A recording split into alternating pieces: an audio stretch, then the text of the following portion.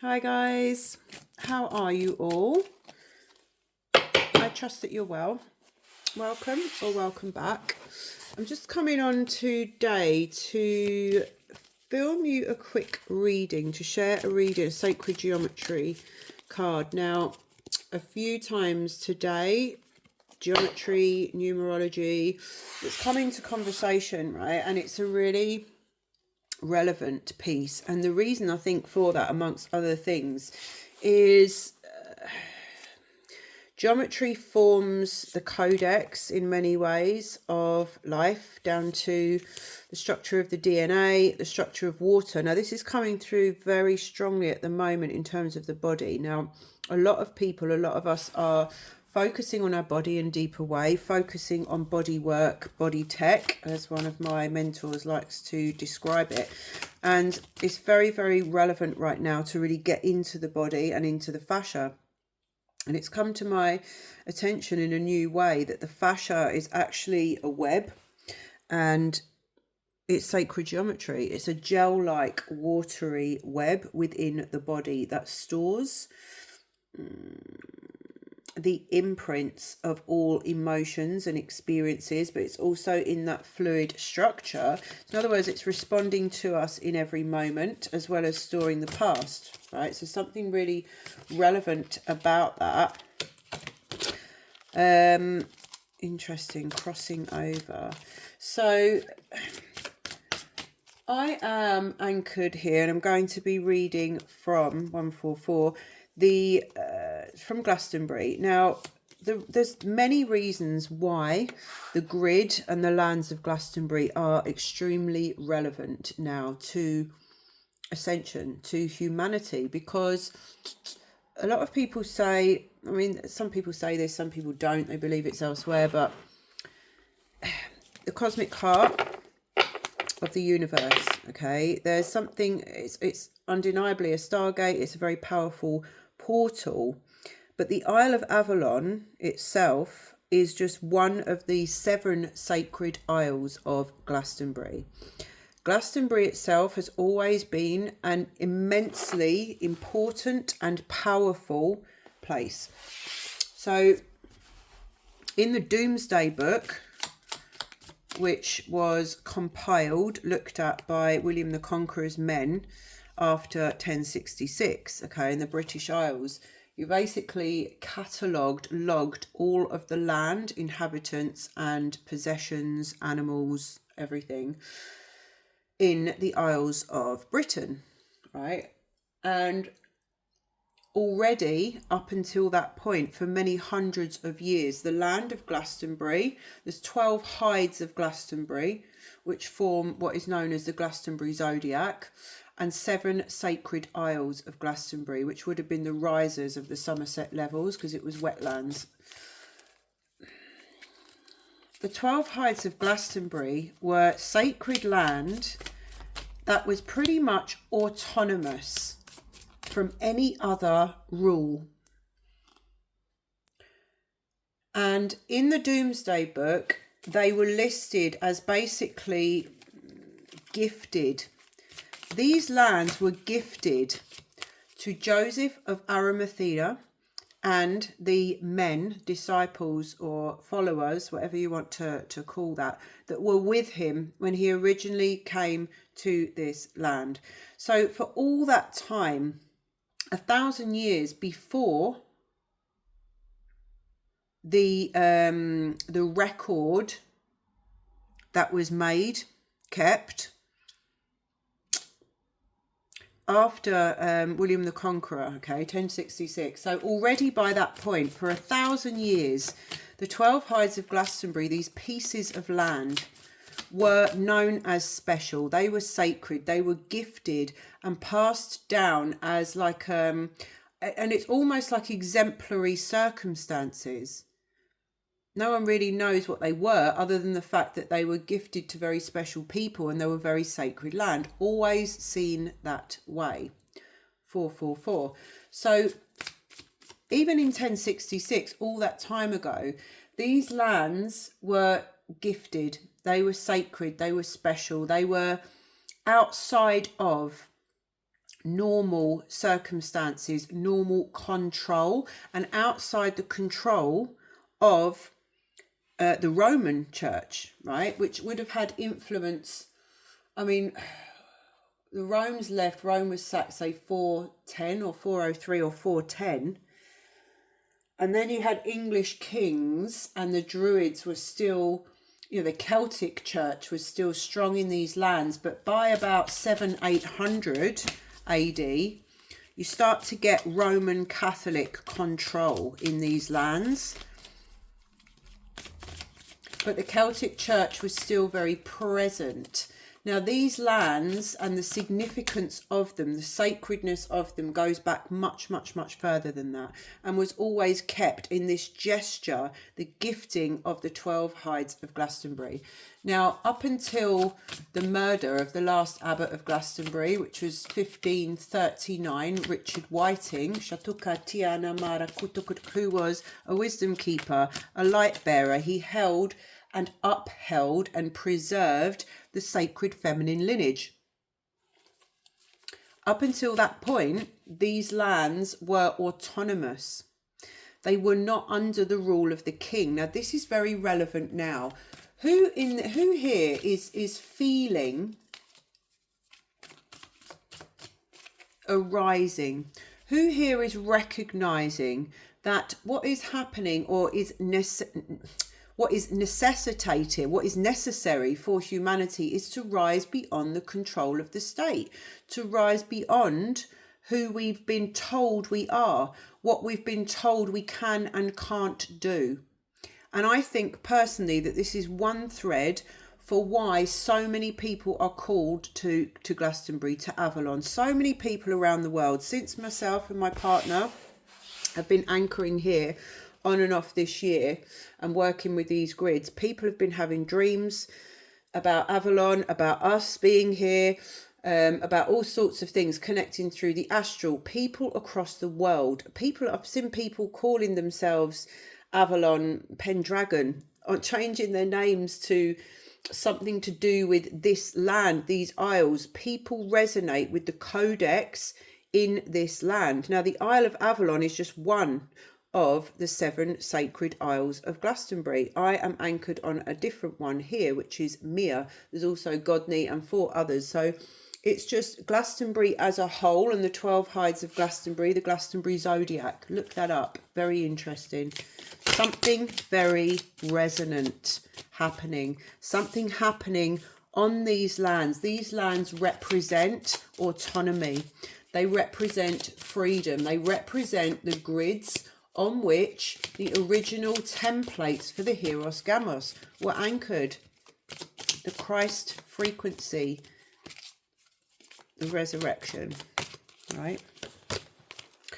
So, interesting. We've got tree vessel on the bottom of the deck there. These are such beautiful cards. I've really been playing around with these recently, and they're not actually my cards, so I'm blessed. I mean, everything's just so divine, isn't it? I'm blessed to we found a space, and my landlady is just absolutely divine, soul family, and such a beautiful space to land in when one recognizes another, right? And has the experience of that remembrance through each other. And I just want to show you a piece of her artwork here, because I absolutely love this. Look at that. The sacred goddess.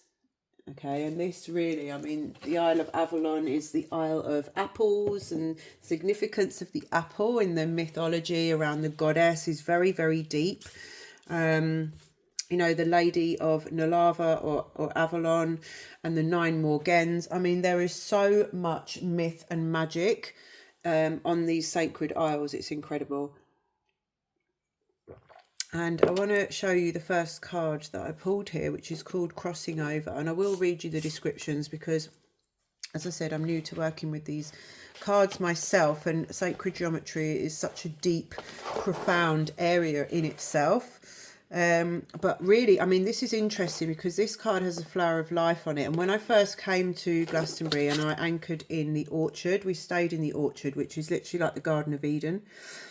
It's the orchard at the bottom of the tour, and I anchored a Christed grid into the land there when I first arrived in March, and the way that it showed itself to me was in the flower of life patterning. So this represents communication from beyond, and this is like, who out there resonates with feeling like we're standing at the crossroads between dimensions.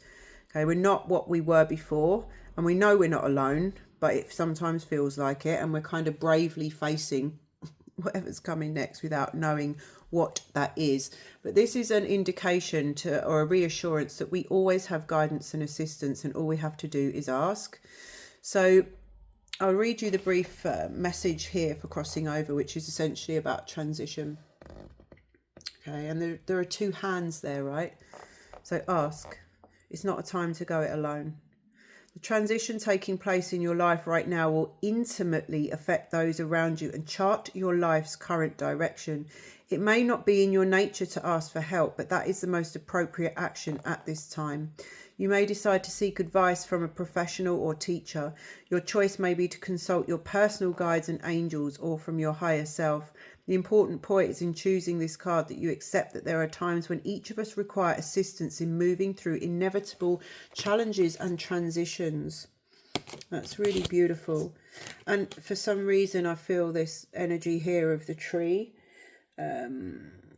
coming through. And interestingly, yeah, like Michelle's artwork, she draws the goddess, the body of the feminine, as either as the tree or in symbiosis with the tree. So that's a really beautiful kind of weaving, I guess, into the work there, into the artwork. Like the tree vessel, I mean, that's an absolutely, I love that symbol. It's so like that picture, that artwork. And you've also got the birds and the kind of geometry or structure of the tree itself there. And that's receptivity. So that's kind of coming into the message here of crossing over. Be receptive to asking for help, to receiving. The hands there very present on the card. Receive, ask, maybe where you wouldn't normally ask. But the tree vessel here speaks to the grace of trees and their ability to receive and record information. And that's one of the concepts that this card explores. Like the sacred architecture of cathedrals, the curved geometry of this card forms a window through which light and grace and universal wisdom stream. This light technology offers insights into multidimensional reality and the realization of possibilities that may move you toward conscious evolution. So this card invites you to enter a sacred space and become a vessel. So clear your energy field of any muddy, any unwanted, or anything that lacks clarity around your intentions as well. Yes, it says open an unobstructed pathway to the beauty and expanded awareness that is being offered. Realize that there is information and light becoming available to receptive individuals in accord with divine intention for self and planetary healing. And this is what it's all about on these lands. This is way beyond us. This is planetary healing that's happening. It's planetary realignment. Let's not forget that it's Gaia herself, it's the earth herself that's ascending, and we are on that body, on that journey with her. So it's like we're stewards of the earth, and you're very much reminded of that on this land. Very much reminded that we are in relationship to the land. The land herself speaks here. Many of you will be called to this land at some point or the other if you haven't been already, and there's a reason for that. Don't ignore that calling. It's something that we just think, oh yeah, I can't do that right now, or it doesn't make any sense. Everything that doesn't make any sense at the moment, I'm normally being shown is the part that's on the money. Because we're moving past a space of linear understanding, that the sense or logical, rational sense as we once knew it is actually not where it's at right now. Can we surrender to the liminal space, right, and receive the the holding of the land, also the medicine of the animals, so strong right now. The birds, bird tribes, animal medicine, their consciousness has so much to teach us. I'm really, really feeling that. And yeah, it's about the shift from the duality consciousness of linearity to unity consciousness of the liminal space, and being okay in surrendering to that space, which is essentially the womb space, the dark, the depths, the space in between. Each one of us has the ability to open to our female receptivity. Be you man or woman, you provide spirit with the means of bringing forth new information and healing energy. We're the conduit, right?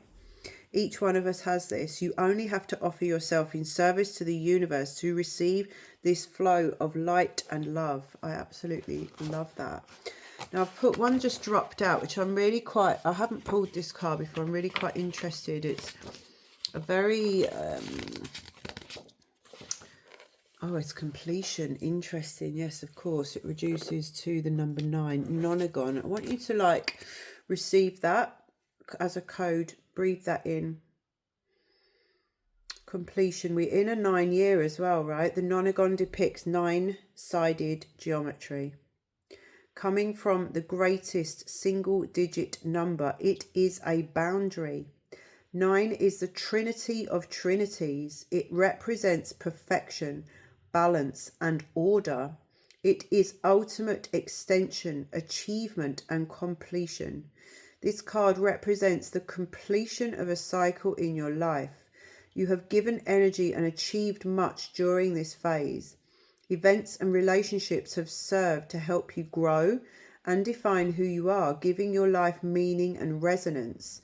There is no need for sadness or regret because you have given your all and contributed your best. And this is really resonant. I had a conversation with a friend earlier today, and we were saying how there can be sometimes a really deep feeling of grief and loss when it comes to the transition of change, right? Whether it's loss of a relationship, a sense of lack of what isn't here yet, or whether it's observing the old parts of ourselves and our old identity and things that are leaving our life, there can be a really deep sense of grief and loss.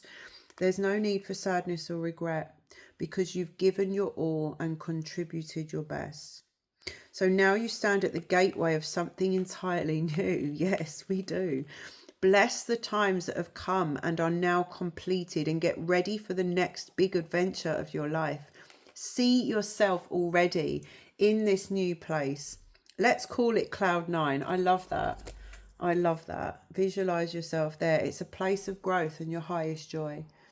So that's a really beautiful message about learning to rejoice in what's to come, rather than maybe focusing, because it's familiar to focus on what's leaving, and on what we already know or is familiar. But really it's like a message for, oh, look at what we have last as well. What's rebirth. Of course, Himalayan passages, rebirth. Wow. And this is what's happening, right? This is what's happening for us all and for this land and for humanity. It might feel very chaotic, but actually this is a rebirth. Certain times and occurrences within each life transform that life forever. Sometimes they occur in quiet moments. Sometimes they happen as a result of challenging or traumatic events. This card explores your connection to such events and asks you to take a fresh look at how they may have influenced what is presently transpiring in your life. Within the triangles are the 4 mountains of your physical, emotional, mental, and spiritual bodies. The symbol in the center represents the Om. Hold a significant event or insight, past, present, or future, in your awareness. Sense where it sits in your physical body. What does it feel like in your emotional body? What information does it bring to you mentally? And how does it affect your spiritual knowing? Each of these insights offers guidance surrounding the lessons you have been gifted. Each provides a means to deeper understanding of events that transform your life and offer you rebirth. Thank Spirit for the opportunity to learn, grow and change.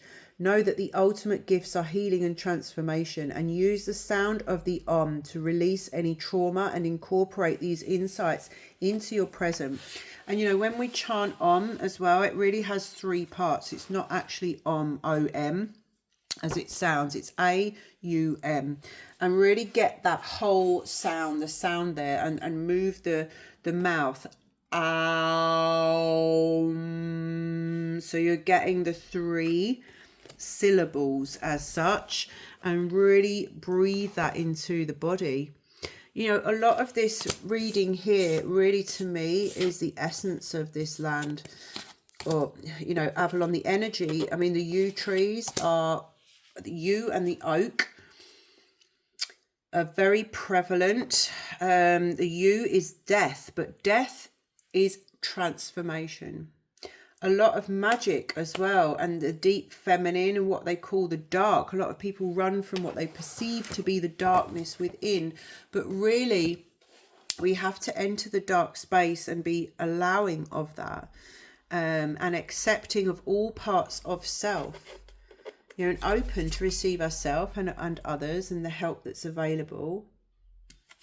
Okay, but the death and rebirth theme is just endless right now, because it's coming in waves to remind us that that's what we're doing here.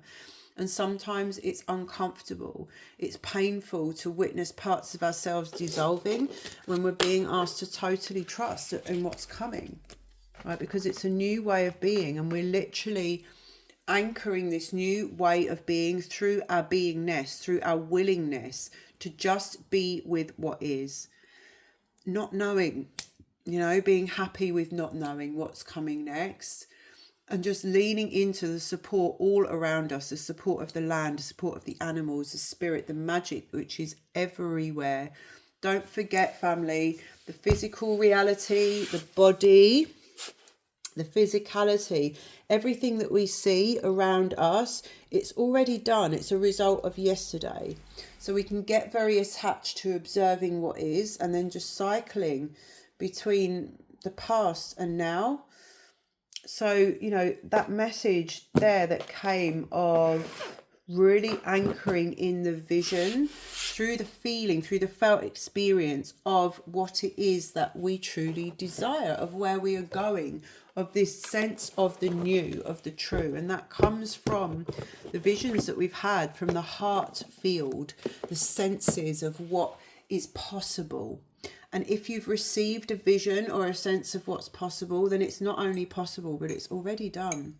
So trust in your body, trust in what you're receiving, trust in yourself and in your bigger vision. Because it's happening, it's here, it's present, and we've just got to, it's all available. So just step into that through your knowingness and your presence in each now moment. So that's all for today from this beautiful sacred isle. And I'm really looking forward, actually, when it feels resonant and aligned, to maybe filming you some stuff from a lot of the really powerful places around here on the land next to the waters. There's some very, very beautiful, powerful frequency portals around here, which I just feel like that, you know, this is where we are now. This is where we're at. It's everything is that felt experience. And just to bring that through as well, through the readings, through the videos, and through my heart, okay, and service. And thank you all so much for being here. Thank you for everything that you are, everything that you are doing in your life, in your service, in your families, for yourself. Keep the anchor in your heart and believe in yourself. You are love, you are light, and I appreciate you. Thank you so much. Until next time.